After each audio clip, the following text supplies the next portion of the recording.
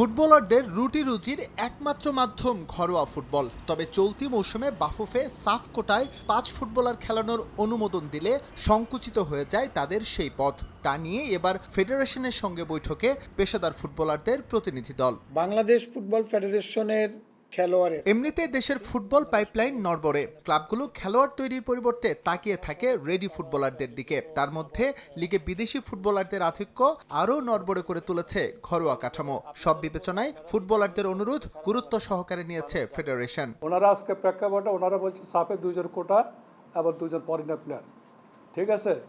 ওনারা বলছে, ওনারা লিখিত দিয়েছে, আমরা এটা নিয়ে কথা বলছি। হই হুল্লোড় ছাড়া আমাদের ওদের দাবি আছে, দাবিটা পেশ করছে, এই জন্য আমরা তাদেরকে ধন্যবাদ জানাচ্ছি এবং আশা করি আমরা আমাদের প্রেসিডেন্ট আসার পরে এই সিদ্ধান্তটা আমরা সুন্দরভাবে সমাধান করতে পারবো। খেলোয়াড়দের সাথে আমাদের গঠনমূলক কথা হয়েছে এবং তারা যে আলাপ আলোচনাটা আমাদের সাথে করেছে, তারা যে কনসেপ্টটা আমাদের কাছে দিয়েছে, আমি মনে করি এটা যৌক্তিক।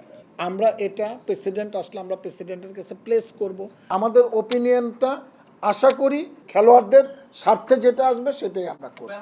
এর আগে 15 এপ্রিল খেলোয়াড় কল্যাণ সমিতির ব্যানারে প্রায় 100 খানেক ফুটবলার বাফুফেতে এসে 6 দফা দাবিতে স্মারকলিপি জমা দেন। এবার সেখান থেকে সরে এসে শুধুমাত্র বিদেশি এবং সাফ কোটায় ফুটবলার কমানোর অনুরোধ তাদের। যদি সাফের 2-3টা কোটা বাতে, তাহলে আমাদের 3টা প্লেয়ার ঢুকতেছে। 3টা প্লেয়ার হলে আমাদের 10টা টিমে 30টা প্লেয়ার ঢুকতেছে। এখন 30টা প্লেয়ার থেকে তো যে কোনো একজন ন্যাশনাল টিমে খেলতেই পারে।